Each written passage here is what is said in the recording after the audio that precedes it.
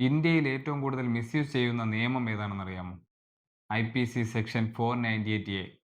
അതായത് ഇപ്പോഴത്തെ BNS section 85. സ്ത്രീധന പീഡനത്തിൽ നിന്നും ക്രൂരതയിൽ നിന്നും സ്ത്രീകളെ പ്രൊട്ടക്റ്റ് ചെയ്യാനായി കൊണ്ടുവന്ന നിയമമാണിത്. ഇതുമായി ബന്ധപ്പെട്ട കുറ്റകൃത്യങ്ങൾക്ക് പൊതുവെ ജാമ്യം കിട്ടാറില്ല.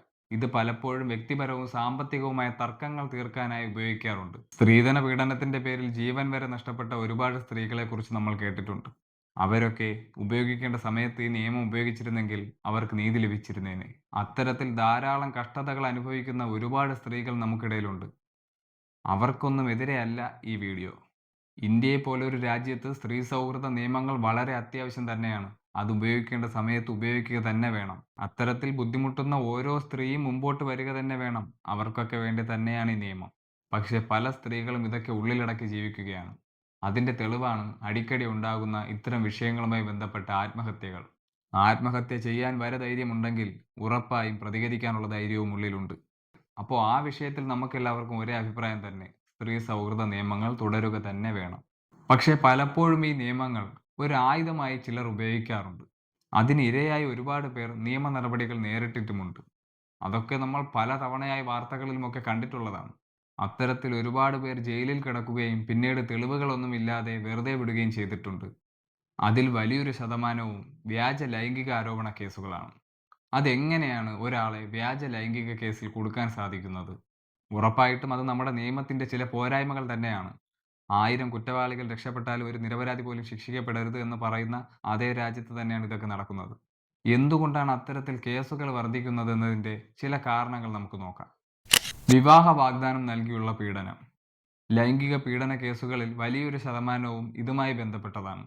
വിവാഹ വാഗ്ദാനം നൽകി ലൈംഗിക ബന്ധത്തിൽ ഏർപ്പെടുകയും പിന്നീട് അത് പാലിക്കാത്തതുമായി ബന്ധപ്പെട്ട കേസുകളാണിത്. ഇത്തരം കേസുകളിൽ പലപ്പോഴും പരാതിക്കാരിയുടെ മൊഴിയുടെ അടിസ്ഥാനത്തിൽ മാത്രം കേസുകൾ എടുക്കുകയും പിന്നീട് തെളിവുകളുടെ അഭാവത്തിൽ ഒരുപാട് പേർ കുറ്റവിമുക്തരാവുകയും ചെയ്തിട്ടുണ്ട്. വീണ്ടും പറയുന്നു, അത്തരത്തിലുള്ള എല്ലാ കേസുകളും വ്യാജമാണെന്നല്ല. ഒരുപാട് പേർ തെളിവുകളുടെ അടിസ്ഥാനത്തിൽ ശിക്ഷിക്കപ്പെട്ടിട്ടുമുണ്ട്. കുടുംബ പ്രശ്നങ്ങൾ, സാമ്പത്തിക തർക്കങ്ങൾ അല്ലെങ്കിൽ വ്യക്തിപരമായ പക എന്നിവ തീർക്കുന്നതിനായി നിയമത്തെ പലപ്പോഴും ആയുധമാക്കുന്നതായി പല കേസുകളിലും കോടതി നിരീക്ഷിച്ചിട്ടുണ്ട്. വിവാഹമോചന കേസുകളിലും മറ്റും പ്രതിയെ സമ്മർദ്ദത്തിലാക്കാനും വലിയ തുക നഷ്ടപരിഹാരമായി വാങ്ങാനും ഇത്തരത്തിലെ ആരോപണങ്ങൾ പലപ്പോഴും ഉന്നയിക്കാറുണ്ട്. സ്ത്രീകൾക്ക് സുരക്ഷ ഉറപ്പാക്കാനായി കൊണ്ടുവന്ന ഇത്തരം നിയമങ്ങൾ പലപ്പോഴും മിസ്യൂസ് ചെയ്യപ്പെടുന്നതിന്റെ തെളിവുകളാണിതൊക്കെ. ഇത്തരം വിഷയങ്ങളിൽ പരാതി ലഭിച്ചാൽ ഉടനെ തന്നെ കേസെടുക്കേണ്ടതായുണ്ട്. വസ്തുതകളും മറ്റും പരിശോധിക്കാതെ നിയമ നടപടികൾ എടുക്കുന്നതിനാൽ പലപ്പോഴും നിരപരാധികൾ ബാധിക്കപ്പെടാറുണ്ട്. ചില സന്ദർഭങ്ങളിൽ കേസുകളുടെ സത്യസന്ധത പരിശോധിക്കുന്നതിൽ അത് അന്വേഷിക്കുന്നവർക്ക് വീഴ്ച വരാറുണ്ട്. പരാതിക്കാരിയുടെ മൊഴി മാത്രം പരിഗണിക്കുന്നതും പ്രതിഭാഗത്തിന്റെ മൊഴികൾ വേണ്ട രീതിയിൽ പരിഗണിക്കാത്തതും പലപ്പോഴും ഇതുപോലെ വ്യാജ കേസുകൾ ഉണ്ടാവാൻ കാരണമാകുന്നു എന്ന് കോടതി പലപ്പോഴും ഓർമ്മിപ്പിച്ചിട്ടുണ്ട്. പലപ്പോഴും ലൈംഗിക അതിക്രമ കേസുകളിൽ ഇരകൾക്ക് നീതി ലഭിക്കുന്നില്ല എന്ന പരാതി ശക്തമാണ്. ഈ പശ്ചാത്തലത്തിൽ ഇരകൾക്ക് നീതി ലഭിക്കാൻ നിയമ സംവിധാനങ്ങൾ കൂടുതൽ ശക്തമായി പ്രവർത്തിക്കുമ്പോൾ അതേ നിയമത്തിന്റെ പഴുതുകൾ ഉപയോഗിച്ച് വ്യാജ കേസുകൾ ഉണ്ടാകപ്പെടുന്നു. ഇത്തരത്തിൽ വ്യാജ കേസുകൾ ഉണ്ടാകുന്നതിനെപ്പറ്റി സുപ്രീം കോടതിയും വിവിധ കോടതികളും പലപ്പോഴും ആശങ്ക രേഖപ്പെടുത്തിയിട്ടുണ്ട്. ഒരു സ്ത്രീ പരാതി നൽകി എന്നതുകൊണ്ട് മാത്രം അത് പൂർണ്ണമായും സത്യമാവണമെന്നില്ല എന്നും അന്വേഷിക്കുന്നവർ വേണ്ട രീതിയിൽ പരിശോധിച്ച ശേഷം മാത്രമേ നടപടികളുമായി മുന്നോട്ട് പോകാവൂ എന്നും കോടതി നിർദ്ദേശിച്ചിട്ടുണ്ട്.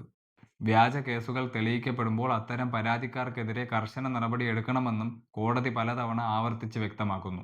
ഇത്തരം വിഷയങ്ങളിൽ ഇരകൾക്ക് നീതി ഉറപ്പാക്കുന്നതിനോടൊപ്പം അത് മിസ്യൂസ് ചെയ്യുന്നത് തടയേണ്ടതും നീതിപീഠത്തിന്റെ ഉത്തരവാദിത്തമാണ്. അതിനോടൊപ്പം നമ്മൾ ചിന്തിക്കേണ്ട ഒരു കാര്യം, എല്ലാവർക്കും ഒരൊറ്റ ജീവിതമേ ഉള്ളൂ. ഇത്തരം കേസുകളിൽ പ്രതിയാകുന്നവരെ സമൂഹം ഒറ്റപ്പെടുത്തും. അവർ ശരിക്കും കുറ്റം ചെയ്തവരാണെങ്കിൽ സമൂഹം ഒറ്റപ്പെടുത്തുക തന്നെ വേണം. ശരിക്കും കുറ്റം ചെയ്തിട്ടില്ലെങ്കിലോ? ഇത്തരം കേസുകളിൽ ഒരാൾ പ്രതിയായാൽ ആ വാർത്ത പെട്ടെന്ന് തന്നെ ലോകം മുഴുവൻ അറിയും. എന്നാൽ അതേ കേസിൽ അയാൾ കുറ്റവിമുക്തനായാൽ ആ വാർത്തയ്ക്ക് അത്ര റീച്ച് കിട്ടില്ല. അതങ്ങനെയാണ്. പലപ്പോഴും നെഗറ്റീവായ കാര്യങ്ങളാണ് ആളുകൾ കൂടുതൽ ചർച്ച ചെയ്യുന്നത്. ഒരാൾ ഒരു കുറ്റം ചെയ്തു എന്ന വാർത്ത വളരെ പെട്ടെന്ന് തന്നെ സ്പ്രെഡാവും. പ്രതിയായി എന്ന വാർത്ത അറിഞ്ഞ എല്ലാവരും വെറുതെ വിട്ട കാര്യം അറിയണമെന്നില്ല. കേസിൽ നിന്ന് വെറുതെ വിട്ടു എന്ന് ഓരോരുത്തരോട് പോയി പറയാനോ റോഡ് മുഴുവൻ ഇയാൾ നിരപരാധിയാണെന്ന് പോസ്റ്റർ ഒട്ടിക്കാനോ ഒന്നും നമുക്ക് സാധിക്കില്ല. കുറ്റവിമുക്തനായാലും സമൂഹം ചിലപ്പോൾ അയാളെ കുറ്റക്കാരനായി തന്നെ കാണും. അതുകൊണ്ട് ഇത്തരം നിയമങ്ങൾ മിസ്യൂസ് ചെയ്യപ്പെടാതിരിക്കാൻ നിയമം കൂടുതൽ ശക്തമാവണം. ഇരകൾക്ക് നീതി ലഭിക്കുകയും വേണം. അതുപോലെ ഒരാൾ പോലും വ്യാജ കേസിന് ഇരയാവാനും പാടില്ല.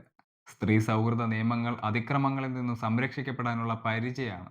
ആരെയും ആക്രമിക്കാനുള്ള വാളല്ല.